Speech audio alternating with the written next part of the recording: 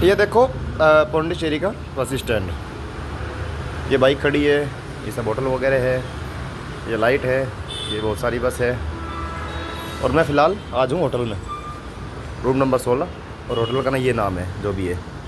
और ये मेरा रूम है, सब बिखरा पड़ा, क्योंकि आज पहली बार 5 दिन बाद मुझे आदमी होने का एहसास है। मैंने कपड़े भेज दिए जो मैं पहन रहा था, ये अब साफ़ करूँगा इन्हें।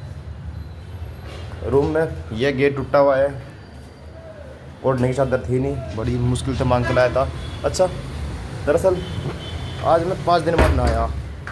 कन्नूर में जब चला था मैं 31 तारीख को मॉर्निंग में नहाया था, और उसके बाद मैं आज नहाया, क्योंकि टाइम ही नहीं मिला कहीं, रेल में बस में, बस यात्रा यात्रा यात्रा, हालत ख़राब होगी। लेकिन देखो आज कितना नुकसान कर दिया मैंने अपना।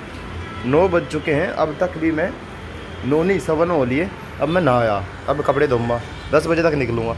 जब मैं मतलब एक तरीके से वो करता था, क्या बोलते हैं उसको, जब मैं वो करता था मतलब डेली यात्रा, तो मैं जागता था रात को, चाहे स्टेशन पर जागूँ, चाहे कहीं भी जागूँ, या फिर ट्रैवलिंग के दौरान बस में या ट्रेन में।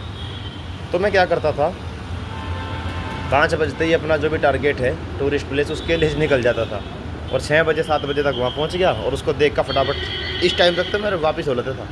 लेकिन आज चूँकि मुझे रात के 11 साढ़े 11 बजे वहाँ एक जोम्बी मिल गया। जोम्बी का मतलब नशेड़ी। यहाँ पे इतने नशेड़ी घूमते थे। देखो यहाँ पे जो ताऊ खड़ा हुआ अगर दिख रहा हो बाइक, उस पेड़ी सी स्कूटी के पास, रात के टाइम वहाँ एक नशेड़ी बेहोश होने का नाटक कर रहा है, और 2 पुलिस वाले टंडा लेकर उसे कह रहे उठ उठ उठ, उसके ऊपर एक मग्गा पानी गिर दिया, फिर भी वो नहीं उठा। इसका मतलब वो ड्रामा कर रहा था। एक मेरे होटल के बिल्कुल बाहर में जा चिपक गया। सबसे पहली घटना जो घटी मेरे साथ, वो घटी वहाँ बस स्टैंड पे। जब वेटिंग रूम में वेट कर रहा था मैं, तो वहाँ एक वो आया जोम्बी। जोम्बी उसे बोलते हैं जो नशे में बिल्कुल टन रहता है, भांग और गांजा पी के, सुल्फा पी के, अफीम पी के, वैसे रहते हैं ऐसे बिल्कुल। ये कि ना इनको मारने से दर्द होता, ना पीटने से इनको चोट लगती, ना इनको गाली, ना कोई सेंस नहीं होता, कोई ह्यूमैनिटी, कोई मानवता, कोई ईमानदारी बेईमानी कुछ नहीं। ये लोग किसी का मर्डर कर सकते हैं, बलात्कार कर सकते हैं, कोई भी चोरी कर सकते हैं, कुछ भी कर सकते हैं, वो हालत रहे। तो वो मुझे मिला, हट्टा कट्ठा था, तो मैं डर गया। मैं कहा भाई गड़बड़ हो सकती है, क्योंकि कभी ना कभी 5-10 मिनट को तो आँख लग ही सकती है, ये बात तय है। और 2 बैग थे, फ़ोन भी थे, और बैग में है कुछ नहीं, लेकिन फिर भी मेरे कपड़े और कागज़ किताब इम्पोर्टेंट सामान तो है ही। तो मैंने तुरंत, सामने बस स्टैंड है, एक व्यक्ति ने बताया जो पौंडीचेरी का था, कश्मीर, आज वो चेन्नई जाएगा, चला गया होगा, कि भाई यहाँ पे तुम्हें 600 रुपये का मिल जाएगा। मैं तुरंत आया और 600 रुपये का वो लिया। सामने खाना खाना गया, 70 रुपये की एक प्लेट दी, और प्लेट में मात्र 2 परांठे देने का दावा किया, और परांठे भी इतने इतने से मेरी हालत ख़राब हो गई। लेकिन खाना तो था ही, खा आया।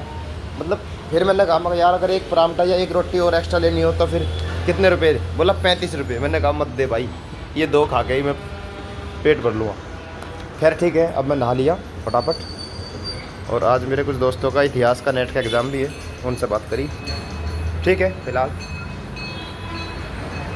धूप निकल रही बहुत अच्छी, नहा के मैं बिना कपड़े पहने खड़ा अभी फटाफट वो करूँगा, क्या बोलते हैं, कपड़े धो के फटाफट निकलता हूँ। और एक अच्छी खुशी की बात यह है कि यहाँ पे रैपिडो है। रैपिडो होने का ये फ़ायदा हो जाएगा मुझे कि जहाँ भी जाना होगा 2-3 लोकेशन पर तुरंत बाइक और बुक करूँगा और तुरंत निकलूँगा। और जो लोकेशन है, सबसे ज़्यादा समय अगर मुझे कहीं लगेगा तो लगेगा श्री अरविंदो आश्रम में, क्योंकि वहाँ मुझे लाइब्रेरी देखनी, थोड़ा बहुत मेडिटेशन भी संभव है, अगर मौका मिला कर लूँगा। और उसके बाद श्री अरविंदो से संबंधित जो डिटेल चाहिए उसको देखूँगा कहाँ मिलेगी। और उसके तुरंत बाद मातरी जो मंदिर है, कहाँ, ये 13 किलोमीटर है यहाँ से अरविंदो आश्रम जो है वो लगभग 2 किलोमीटर है। रेलवे स्टेशन भी लगभग 2 किलोमीटर है, और औरविले है लगभग 12-13 किलोमीटर। तो वहाँ भी जाऊँगा, शायद वहाँ बस जाएगी, बस में जाऊँगा अगर मिल गई तो। और बस उसके बाद एक आधा बीच देखूँगा कोई इंपॉर्टेंट सा।